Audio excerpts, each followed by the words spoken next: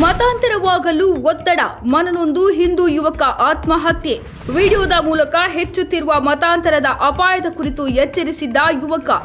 ನನ್ನ ನಂಬಿಕೆಗೆ ನಿಷ್ಠನಾಗಿದ್ದೇನೆ ಎಂದವನಿಗೆ ಹಲ್ಲೆ ನಡೆಸಿ ಮಜಾರ್ಗೆ ಕರೆದೊಯ್ದಿದ್ದ ಮತಾಂತರರು. ಇತ್ತೀಚೆಗೆ ಉತ್ತರ ಪ್ರದೇಶದ ಕಾನ್ಪುರದಲ್ಲಿ ಧಾರ್ಮಿಕ ಮತಾಂತರಕ್ಕಾಗಿ ಒತ್ತಡ ಎದುರಿಸಿದ ನಂತರ ದೀಪಕ್ ಸಿಂಗ್ ಅಲಿಯಾಸ್ ರೋಹಿತ್ ಎಂಬ 23 ವರ್ಷದ ಹಿಂದೂ ಯುವಕ ಆತ್ಮಹತ್ಯೆ ಮಾಡಿಕೊಂಡಿದ್ದು ತೀವ್ರ ಸಂಚಲನಕ್ಕೆ ಕಾರಣವಾಗಿದೆ. ಈ ಘಟನೆ ನಿರ್ಧಾರ ತೆಗೆದುಕೊಳ್ಳುವ ಮೊದಲೇ ದೀಪಕ್ ಸಿಂಗ್ ವಿಡಿಯೋ ರೆಕಾರ್ಡ್ ಮಾಡಿ ಸಾಮಾಜಿಕ ಜಾಲತಾಣಗಳಲ್ಲಿ ಅಪ್ಲೋಡ್ ಮಾಡಿದ್ದು, ಅದರಲ್ಲಿ ನನ್ನನ್ನು ಮತಾಂತರಿಸಲು ಒತ್ತಾಯಿಸಲಾಗುತ್ತಿದೆ, ಆದರೆ ನಾನು ನನ್ನ ನಂಬಿಕೆಗೆ ನಿಷ್ಠನಾಗಿರುತ್ತೇನೆ ಎಂದು ಹೇಳಿಕೊಂಡಿದ್ದರು. ಪಂಕಿ ಪೊಲೀಸ್ ಠಾಣೆ ವ್ಯಾಪ್ತಿಗೆ ಬರುವ ರತನ್ಪುರ ಪೊಲೀಸ್ ಔಟ್ಪೋಸ್ಟ್ ಪ್ರದೇಶದಲ್ಲಿ ಈ ಘಟನೆ ನಡೆದಿದ್ದು, ವಿಚಾರಣೆ ನಡೆಸಿದ ಪೊಲೀಸರಿಗೆ ದೀಪಕ್ ಕೆಲವು ಮತಾಂತರರು ಹಲ್ಲೆ ನಡೆಸಿ ಮಜಾರಿಗೆ ಕರೆದೊಯ್ದಿದ್ದರು. ಇದರಿಂದ ನೊಂದ ದೀಪಕ್ ಸಿಂಗ್ ಬೀಗ ಹಾಕಿದ ಕೋಣೆಯಲ್ಲಿ ನೇಣು ಬಿಗಿದುಕೊಂಡು ಆತ್ಮಹತ್ಯೆಗೆ ಶರಣಾಗಿದ್ದಾರೆ ಎಂದು ತಿಳಿದು ಬಂದಿದೆ.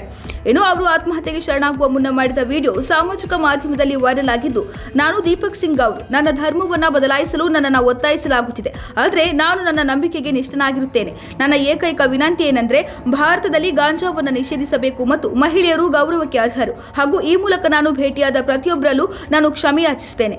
ನಾನು ತಪ್ಪುಗಳನ್ನು ಮಾಡಿದ್ದೇನೆ. ನಾನು ಆತ್ಮಹತ್ಯೆ ಬಗ್ಗೆ ಯೋಚಿಸುತ್ತಿದ್ದೇನೆ. ಭಾರತದಾದ್ಯಂತ ಧಾರ್ಮಿಕ ಮತಾಂತರಗಳು ನಡೆಯುತ್ತಿವೆ. ಈ ವಿಡಿಯೋವನ್ನು ನೋಡುತ್ತಿರುವವರು ದಯವಿಟ್ಟು ಇದನ್ನು ಗಮನಿಸಿ ಎಂದು ಭಾರತದಲ್ಲಿ ವ್ಯಾಪಕವಾಗಿ ನಡೆಯುತ್ತಿರುವ ಧಾರ್ಮಿಕ ಮತಾಂತರದ ಅಪಾಯಗಳನ್ನು ತೆರೆದಿಟ್ಟಿದ್ದಾರೆ.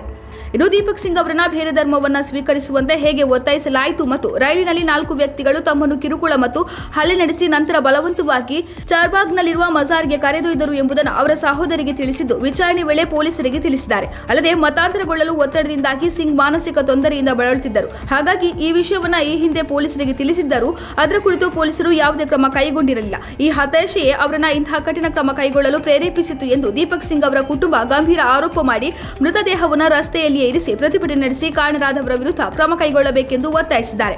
ಸದ್ಯ ಈ ಘಟನೆಯು ಭಾರತದಲ್ಲಿ ಹೆಚ್ಚುತ್ತಿರುವ ಅಕ್ರಮ ಧಾರ್ಮಿಕ ಮತಾಂತರದ ಕುರಿತಾದ ಗಂಭೀರ ಚರ್ಚೆಗಳನ್ನು ಹುಟ್ಟುಹಾಕಿದ್ದು, ಮತಾಂತರ ಪ್ರಕರಣಗಳಿಗೆ ಸಂಪೂರ್ಣ ಕಡಿವಾಣ ಹಾಕಲು ಇನ್ನಷ್ಟು ಕಠಿಣ ಕಾನೂನು ಕ್ರಮಗಳು ಭಾರತದಲ್ಲಿ ಜಾರಿಯಾಗಬೇಕು ಎಂದು ಅನೇಕರು ಆಗ್ರಹಿಸುತ್ತಿದ್ದಾರೆ.